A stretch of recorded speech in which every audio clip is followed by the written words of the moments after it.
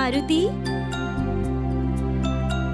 देखी इस सारा मिठाई हम आपके खातिर बनौले बानी। माता के ज्ञात बा ना कि हम लौट के आवे वाला बानी।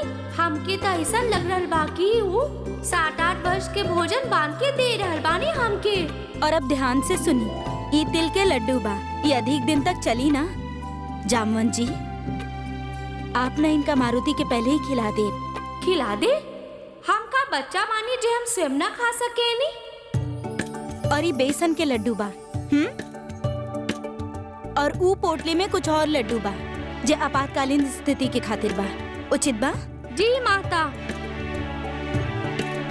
आपातकालीन स्थिति? का हम युद्ध लड़े जा रहल बानी?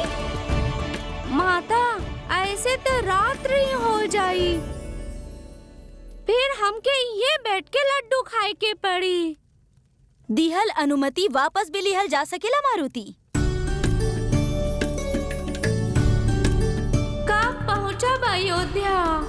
गुरु वशिष्ठ जल्द मिलिए, तबे तो हमार राम काज आरंभ हो पाई। देवी अंजनी, आप बिल्कुल निश्चिंत रहें। हम समय समय पर मारुति के भोजन करावत रहा। धन्यवाद जामवन जी।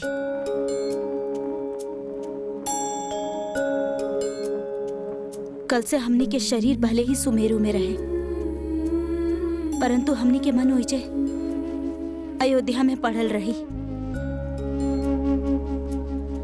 इतना दिन तक मारुति कबो हमनी से दूर नहीं खे रहले। अभी तो उनके गुरु वशिष्ठ से मिले के उत्सुकता बा, यही कारण बाकी कोनो बात पे ध्यान ना आ रहल बा उनका। परंतु कुछ दिन में उनका के घर से दूरी खले लागी। हम सबके स्मरण करे लगी हैं, तब आपके उनकर अधिक ध्यान रखे के बा। हम जानत बानी कि हमार मारुति समझदार बानी, परंतु बाड़े त बालक ही ना। आप चिंता ना करी देवी, आपके पुत्र जैसे जा रहल बाड़न वैसे ही वापस आईहन। हम उनके अपना साथ लेके आए। धन्यवाद।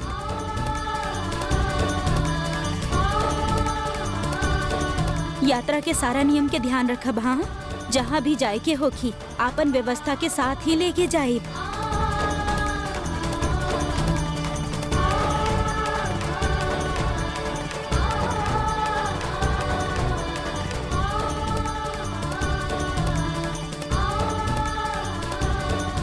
धन्य बा माँ के ममता। जब संतान के भविष्य के बात आवेला तो हृदय पर पत्थर रख लेवेली, परंतु आंख में अश्रु न आवे देवेली। माता, हम वचन देत बानी हम कभी ऐसन काम ना करब जेकरा से आपके और पिताश्री के सर झुके।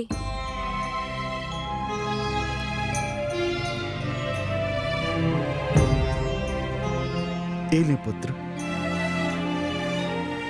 पुत्र, ई मार्ग आप आपन इच्छा से चुन ले बानी और नियति ई कार्य खातिर आपके चुन ले बिया। यही कारण कोनो भी कठिनाई मार्ग में काहे ना आ जाए, आप हार ना मानब। और हम दोनों के आशीर्वाद सदैव आपके साथ रहे। आए।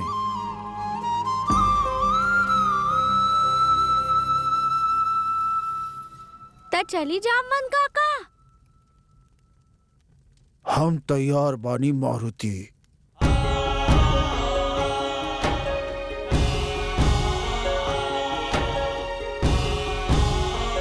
जामवन जी, यदि कबो मारुति के भूख ना मिटे तो उनका के हमरा हाथ के बनल लड्डू खिला देब। हाँ, जब तक वो हमार हाथ के बनल कुछ ना खाई हैं, तब तक ना उनकर मन शांत होखेला और ना ही उनकर भूख।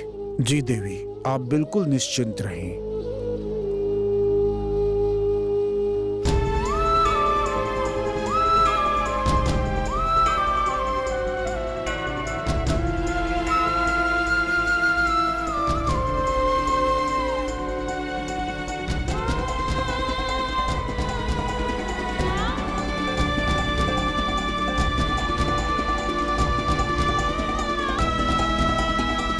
ना ना हम रो नहीं खे रहनी। यदि मारुति हमार अश्रु देखिए तो उनकर संकल्प डगमगा जाई।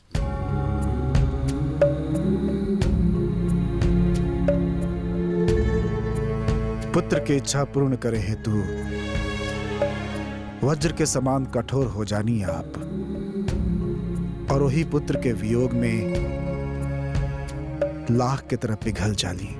का करी, माता बानी ना उनकर।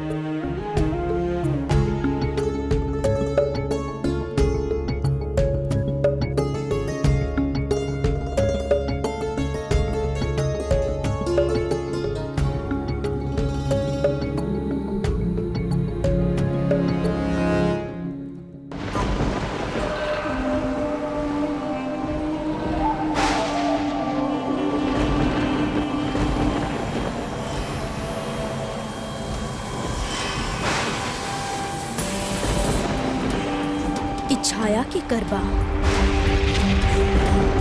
रुक जा मायावी, तुझे केहू भी बा, रुक जा। लंकेश जननी के साथ छल करे के परिणाम ना जानेला तू।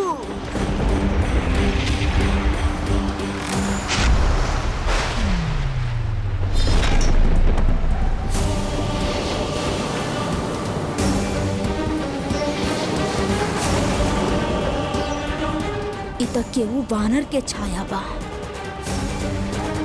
तू अपन छाया दिखा के हमरा के भ्रमित करे चाहत बाड़ा। तुझे केहू भी बा, अगर हमार हाथ न गइला तो हम तोहार संपूर्ण कुल के विनाश कर दे। के बा तू?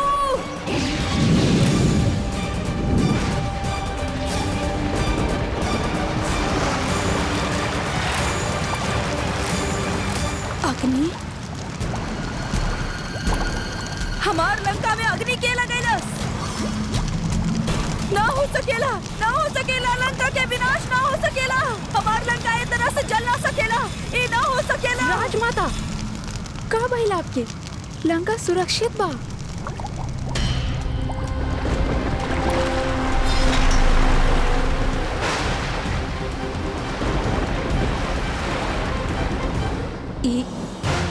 ये हमार भ्रम रहे, फिर वो दृश्य इतना वास्तविक कैसे रहे? एमे कोनो आवे वाला समय के झलकता ना। लंका अभी तो सुरक्षित बा राजमाता, परंतु हमके आभास हो रहल बा कि अधिक समय तक सुरक्षित ना रह पाई। ई माया कोनो वानर के रचित बा। फिर तो अवश्य ही वो कोनो शक्तिशाली और मायावी वानर होगी। वो चाहे कितना भी शक्तिशाली वानर काहे ना होखे, हम ओकरा के सफल ना होखे दे। हम अपन सोना के लंका के तरह जले ना दे। हमरा के तत्काल पता करे के होखी कि वो वानर कहाँ बा और ओकर उद्देश्य का बा। यदि लंका पे कुदृष्टि डाले वाला कोनो वानर ही बा तो हमरा के सौगंध बा मां निकुंभला के कि हम पूरा के पूरा वानर कुल के ही किष्किंधा के सर्वनाश कर दे।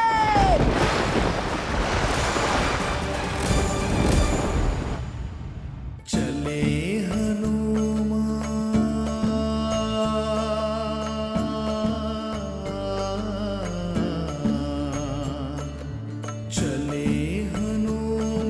श्री राम का जन्म कराने,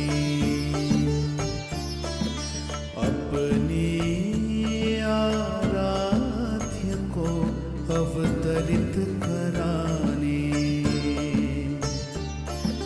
पैरों में जैसे पंख लगे हैं, राम नाम की धुन में रमे हैं। आई काका, शीघ्र आई ना। मारुति, मारुति रुको। अयोध्या जाए के शीघ्रता में आप अपन काका के ही भुला गए नहीं। अरे मारुति, अरे मारुति रुको। प्रभु, अंततः मारुति आजू मार्ग पे चल पड़ल बानी जेकरा खातिर उनकर जन्म भइल रहल। देवी, जौना प्रकार बीज के विकसित होखे से वृक्ष के रूप ले लेवे से अथवा अंकुर के खिल के पुष्प बन जाए से उनकर मूल उद्देश्य पूर्ण होखेला, वही प्रकार मारुति के ई भक्ति यात्रा ही ई लीला के मूल उद्देश्य हा, जेकर आरंभ हो चुकल बा।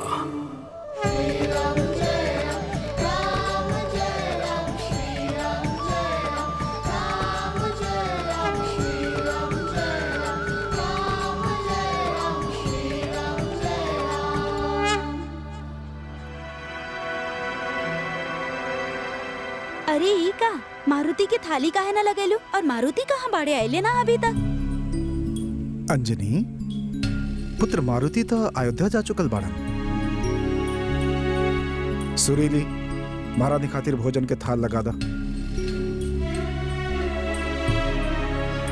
पता ना स्वामी, मारुति भोजन कैले होखिए कि ना?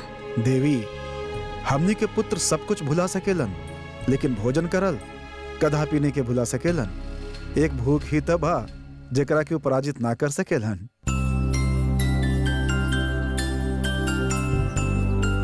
काहे काका थक गईला? ना प्रभु, आप रुक गए नी तो सोचनी तनिक विश्राम कर ली। बैठी मारुति, आप भी बैठ जाई। वैसे भगवान देवी अंजनी हमके उपहार सौंप ले बाड़न कि समय समय पर आपके भोजन करावत रही, ना तो कहीं आप चिड़चिड़ा ना हो जाए। हमार मन में अयोध्या जाए के प्रसन्नता बा काका। अब हम कौनो बात से चिढ़ ना सकेनी। आपके भूख लागल बा तो आप खा ली। अब तो हम अयोध्या पहुँच के ही अन्न जल ग्रहण करब। ना प्रभु, ठीक बा, हम भी वहीं पहुँच के ही खा लेब। काका, कब से आप ही पोटली ढो रहल बानी? लाई हम पकड़ लेत बानी। अब आप एक ही काम करी, आप लड्डू खात खात पीछे चली और हम राम के नाम लेत लेत चलत बानी। ना ना प्रभु, हम इतना वृद्ध भी ना भइल बानी कि पोटली के भार भी ना उठा सकी। चलिए। जय श्री राम, जय श्री राम, श्री राम, जय श्री राम, जय श्री जय श्री राम। ना स्वामी, आप जानी नी ना मारुति के, यदु कोनो धुन में रम जाले तो ना उनका के भूख लागेला और ना प्यास। हमके भूख नहीं के हम भोजन ना करब। देवी,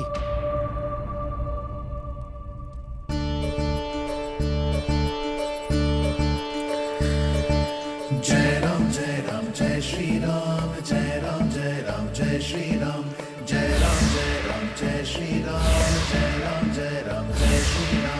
चले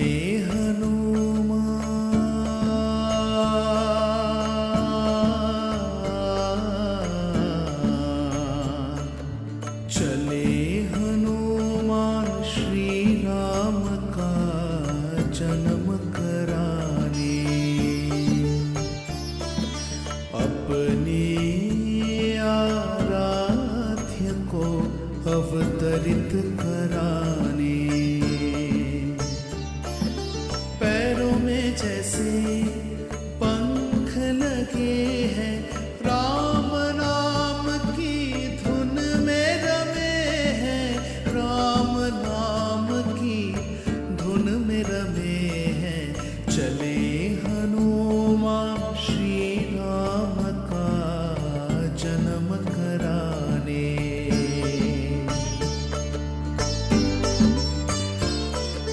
राम की धुन ऐसी लागी, राम की धुन ऐसी लागी, जग भोला भोला संसारा। इनके मन में राम बसे है, जो है अपरम पारा। मेरे प्रभु हनुमान, मेरे प्रभु हनुमान, मेरे प्रभु हनुमान, मेरे प्रभु हनुमान।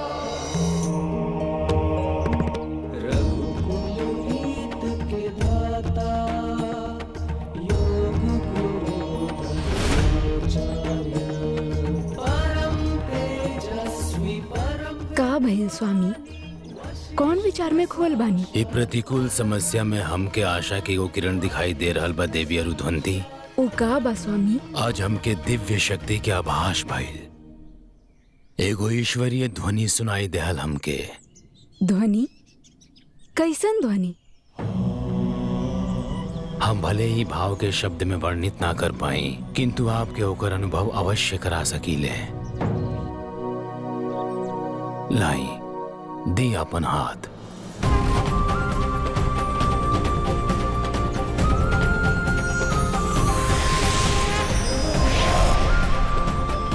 ओम नमः शिवाय। जय श्री राम। स्वामी, ये अवश्य कौनो शुभ और पवित्र सत्ता बा। प्रतीत होखत बा ई कौनो बालक के स्वर बा। हाँ, मैं निहित भाव के समझने की पावत, किंतु अपन तपोबल से हम इतना अनुमान अवश्य लगा ले बानी कि ध्वनि में हमनी के वर्तमान समस्या के समाधान बा। ई दिव्य सत्ता से महाराज दशरथ के वन प्रस्थागमन के रोकल जा सकेला।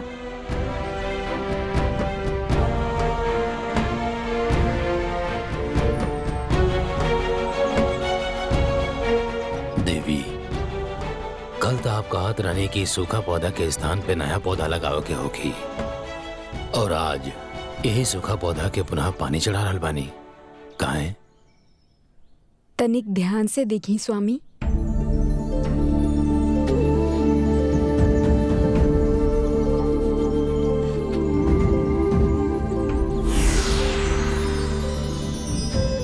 समाधान मिल गई देवी।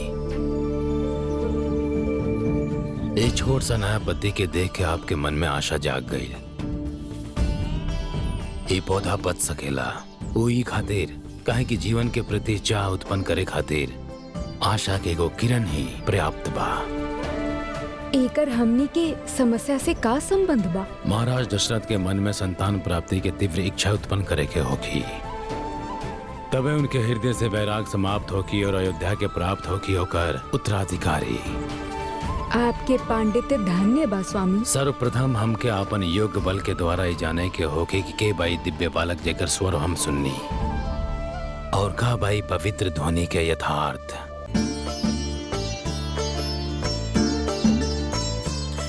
अब भूख कहाँ, अब प्यास कहाँ, मन में बसे हैं राम। दूजा फिर कोई काम कहाँ, धुन लागी ऐसे। अन्न और जल की चाह कहाँ, चले हनुमान श्री राम का जन्म कराने। अपने आराध्य को अवतरित कराने। ओम नमः शिवाय।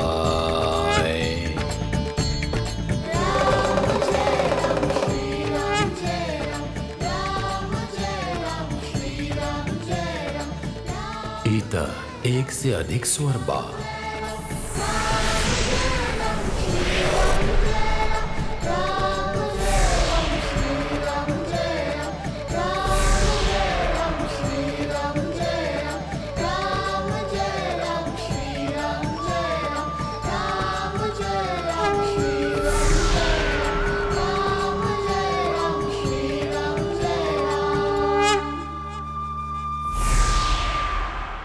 दिव्य बालक के बनी भगवान शिव के रुद्र अवतार।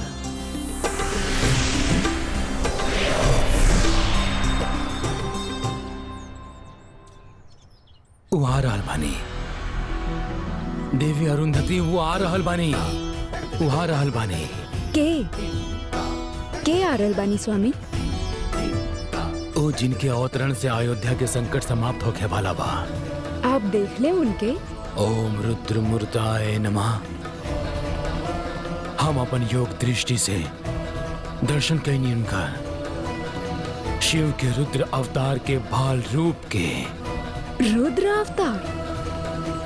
स्वागत के समय आ गइल बा देवी।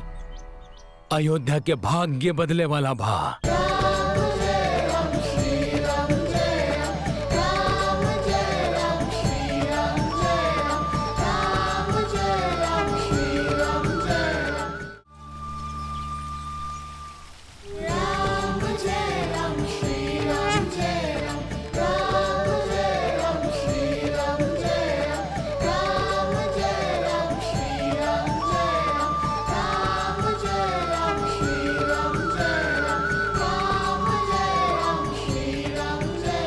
जय श्री राम।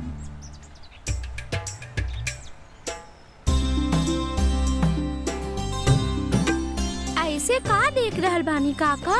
प्रभु, राम के भजन करत ए रूप हम कभी ना देखनी प्रभु। अच्छा, हम तो भक्ति में लीन रहनी, हमके तो पता भी न चलल। अवश्य हमार ही भ्रम होगी प्रभु। ना काका, आप ठीक सुनले होखिए। प्रभु के वास्ता कन-कन में बाना। यही कारण जब आपन केहू मन से प्रभु के नाम लेवेला त सारा संसार ओकरा साथ जुड़े लागेला। कभी नदी के धारा, कभी मेघ के गर्जन, वीणा के सुर, यही प्रकार सारा संसार मिलके यहाँ भजन में विलीन हो जाला। धन्य बानी प्रभु, आप इतना अद्भुत वर्णन। प्रभु जी बोलावेले हम उहे बोल देवेनी। अब अच्छा पूरा उहे जाने। बाद में समय निकल जा रहल बा काका, अब और प्रतीक्षा न कर सकेनी। चली चली।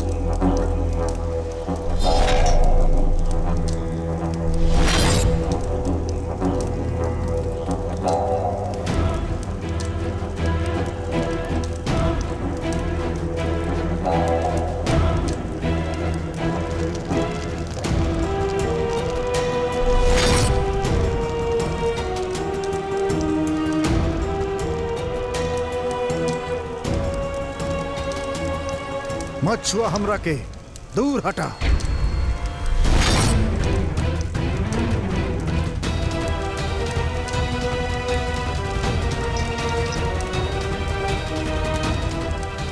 महर्षि विशर्वा के, राजमाता कैकसी के दूर से ही प्रणाम। मुंह फेर लेहला से पति पत्नी के संबंध समाप्त त ना हो जाए ना स्वामी। मत कहा हमके स्वामी, वो अधिकार तो बहुत पहले ही खो चुकल बाड़ू। पता ना आप हमरा से ऐसन व्यवहार काहे करेले। हम तो सदैव ही आपके सम्मान ही देवेनी स्वामी। हाँ, ये बेड़ी कदाचित ओही के प्रमाण बा। कहा काहे आयल बाड़ू यहाँ? लंका के चिंता बा हमके। कदाचित कोनो शत्रु शक्ति के दृष्टि पड़ल बा, तभी तो हमके कितना बार राक्षसन के शव दिखाई देवेला। तो कबो कोनो वानर के छाया दिखाई देवेला।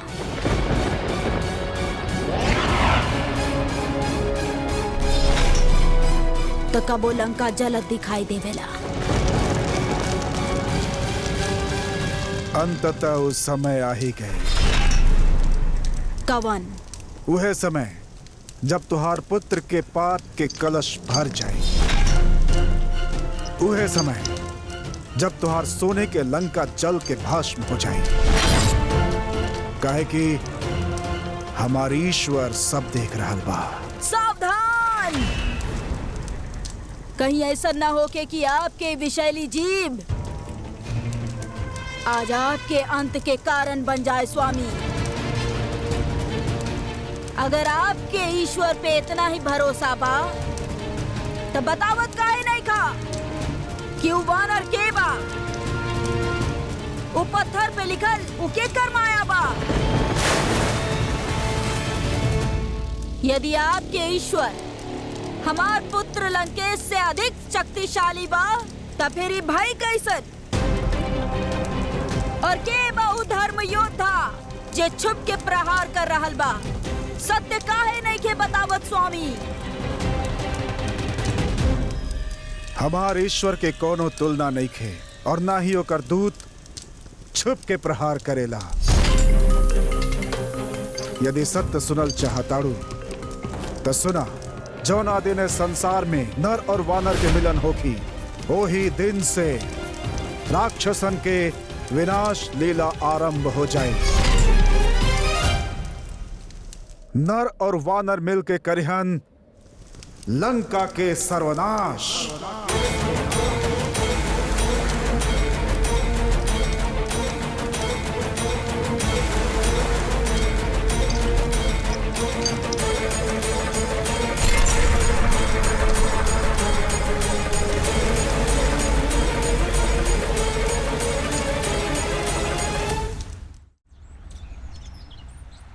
विश्राम कर ली तनिक। प्रभु 4 प्रहर से चल रहल बानी, हम जानत आनी ना आपके भूख लगल बा और ना ही प्यास, लेकिन यात्रा भी काफी दूर बा।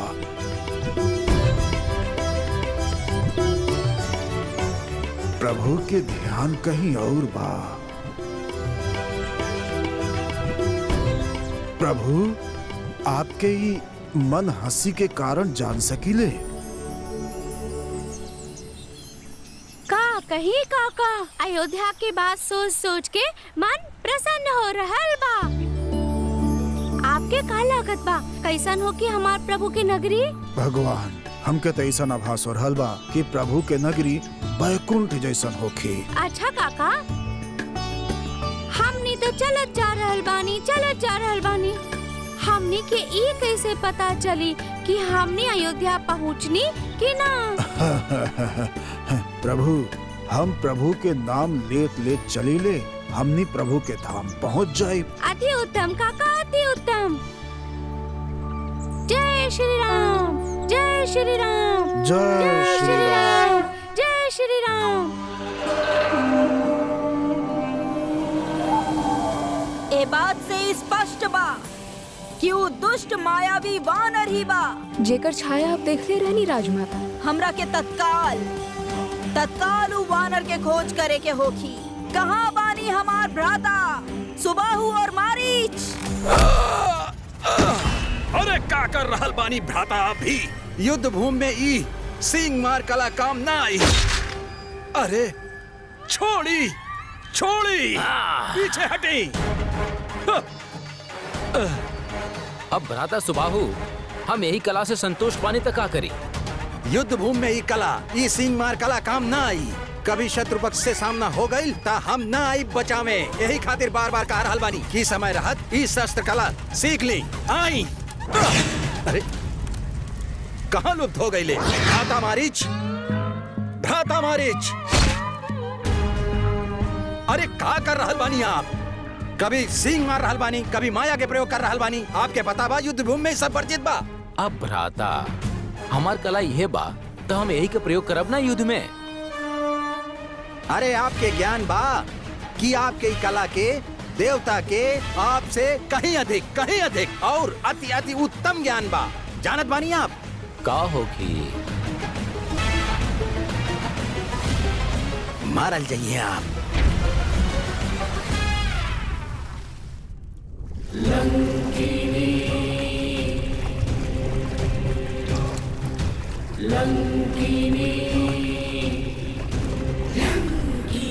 भ्राता, का हमने देवता से संधि ना कर सकीले? क्या बात कर रहल बानी आप? बहन के किसी सुन लेस्ता प्राण से हाथ धो बैठी हैं आप। मारीच, सुबाहु, राजमाता आप दोनों के स्मरण कैले बानी।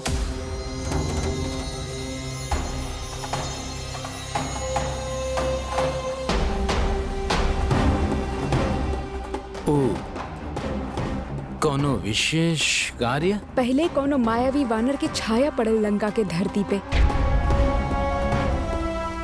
फिर ऋषि विश्रवा कहले कि एगो नर और एगो वानर मिलके असुरन के विनाश करी।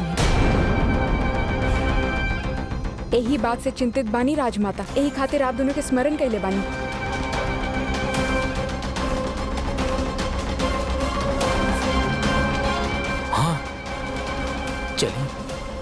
केवल उ वानर के ही ना, संपूर्ण वानर जाति के सर्वनाश करे के होखी सुबाहु। आप आज्ञा दी राजमाता, प्रस्थान करत बानी है समय किष्किंधा के ओर।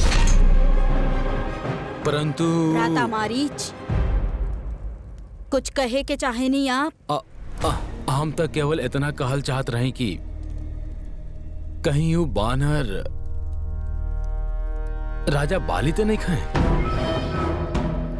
हमरा के विश्वास बाकी वानर राज बाली हमनी के परास्त करे के खातिर केहू नर से संधि ना करी है। ई वानर केहू और ही बा। परंतु राजमाता, राजा बाली जैसन महत्वाकांक्षी राजा आज ना था कल संकट बन सकेला लंका के खातिर। आप सब बाली के चिंता छोड़ी, एक बार बस हमरा पुत्र दशानन के यज्ञ पूर्ण हो जाए, तब बाली के प्रबंध वो स्वयं ही करी है। हम चाहत बानी कि आप दोनों यही समय आपन सेना लेके किष्किंधा के ओर कूंज करी। लंकेश के नगर लौटे से पहले ही वानरन के संहार आरंभ हो जाए के चाहिए। जय आज्ञा राजमाता।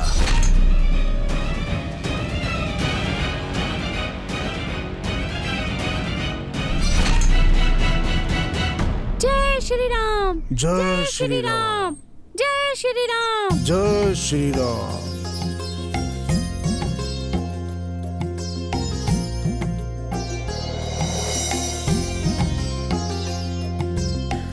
मंगल भवन मंगलहारी, मंगल भवन मंगलहारी, द्रबहु सुदशरथ अचर बिहारी, द्रबहु सुदशरथ अचर बिहारी। राम श्री राम श्री राम। जय श्री राम। ली काका, हमने पहुंच गई नहीं अयोध्या। प्रभु, कहाँ बा अयोध्या की सीमा? ओ देखिए अयोध्या नगरी। जय जय राम, राम श्री राम श्री राम, जय जय राम। दीन दीन का तनरे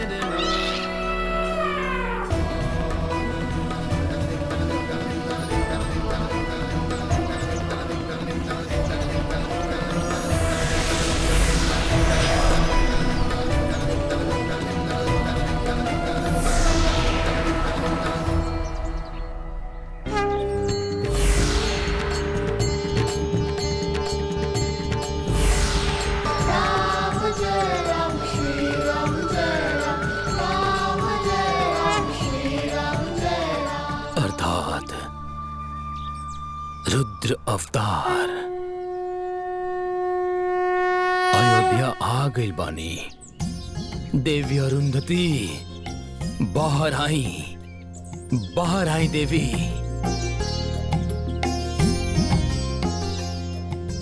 राम श्री राम श्री राम, जय जय राम। राम श्री राम श्री राम, जय जय राम। राम श्री राम श्री राम, जय जय राम। हमार प्रभु राम के जन्मभूमि, आपके मारुति के सत सत प्रणाम। जय श्री राम। जय श्री राम।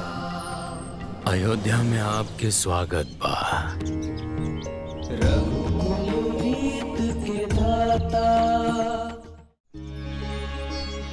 हे ऋषिवर, जामवंत के प्रणाम स्वीकार करी। कल्याण हो। प्रभु, ए मारुति बाड़न। रघुवंश के कुलगुरु गुरु वशिष्ठ। प्रभु, आप कैसे पहचान ली? जेकर मुख में इतना तेज होके ओकरा कौनो परिचय के का आवश्यकता। अंजनी पुत्र मारुति के प्रणाम स्वीकार करी। कल्याण हो। जामवंत काका से और हमार माता से आपके महानता के इतना कहानी सुन ले बानी, तब से आपके दर्शन पावे के इच्छा रहे। हम आपसे मिलके उतना ही आनंदित बानी मारुति, और चाहत बने कि हमके आपके अतिथि सत्कार के अवसर प्राप्त होके।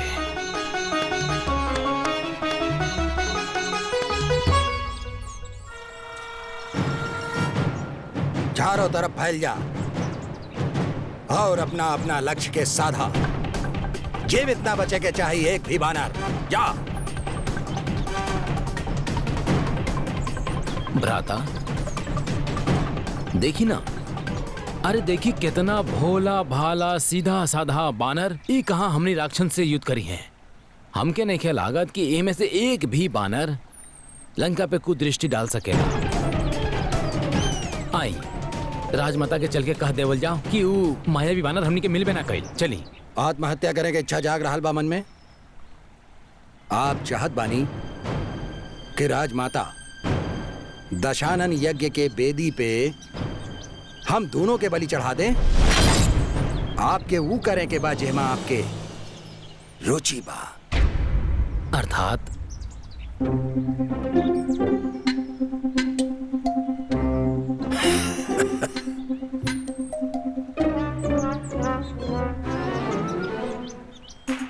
भ्राता मारीच, भ्राता मारीच, का हो जाला आपके?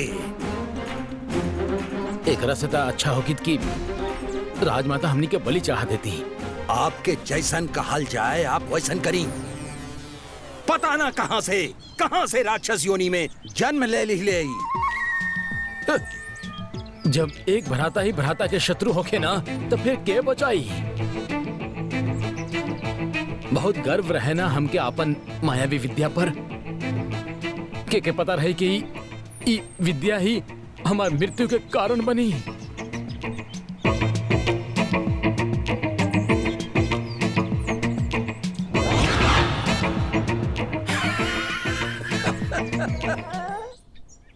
हे ऋषिवर, हम सुनले बानी कि आप योग बल से सब जान लेवे नी। जैसे कि हम ये जान गए नी कि हमारा आश्रम में जे पधर ले बा वो स्वयं रुद्र अवतार बनी। योग बल से हम केवल उतना ही देख पावेली जितना हमार प्रभु हमके दिखावे चाहेले। हम भी तो अपन प्रभु की इच्छा से अयोध्या आयल बानी। आप उचित स्थान पे आयल बानी मारुति, और उचित समय पर भी। आप लोगन के भेंट देख के हमके ऐसन लग रहल बा कि जैसे कोनो वृत्त पहली सुलझ रहल होखे। आप सत्य कहली जामंत जी। हमार मारुति से मिलल मात्र सहयोग ना बा, पितु प्रारब्ध बा। ये हमार सौभाग्य बा कि आपके दिव्य यात्रा के अगला अध्याय के भूमिका हमके प्रस्तुत करे के बा। अर्थात अयोध्या के अधिपति महाराज दशरथ वानप्रस्थ के निर्णय ले ले बानी, और यदि वो ऐसा कहिले तो ना ही उनकर वंश आगे बढ़ पाई और ना ही अयोध्या के उनकर उत्तराधिकारी मिल पाई। और ये हमार वर्तमान समस्या बा। कदाचित प्रभु के जन्म के कड़ी यही समस्या से जुड़ल बा। का हम आपके कोनो सहायता कर सके नी ऋषिवर? आपके अतिरिक्त और केहू कर ही ना सकेला मारुति। आपके महाराज दशरथ के हृदय में वात्सल्य के भाव जगाओ के बा, ताकि उनके हृदय में संतान प्राप्ति की इच्छा जागृत होके। हम कैसे कर पाए? आप तो इतना मनमोहक बानी कि जे आपके एक बार देख लेवे आप पे मोहित हो जाए। आपके सरल हंसी, आपके मधुर बात, स्नेह से परिपूर्ण आपके ये दुगो नैन, हमके पूर्ण विश्वास बा कि महाराज दशरथ के हृदय परिवर्तन केवल आप ही कर सकीले। ये प्रश्न अयोध्या और अयोध्या के प्रजा के भविष्य के बा पुत्र। यदि आप हमारी प्रस्ताव स्वीकार कैली तो हम सब पे आपके अति कृपा होगी। प्रभु, का यह आपकी इच्छा बा? कौनो संकेत दी प्रभु। जय श्री राम। आपके आराध्य के नाम राम।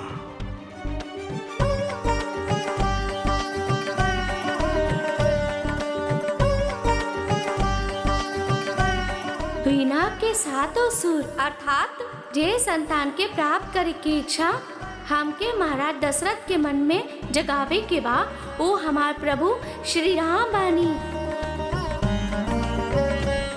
हमके स्वीकार बा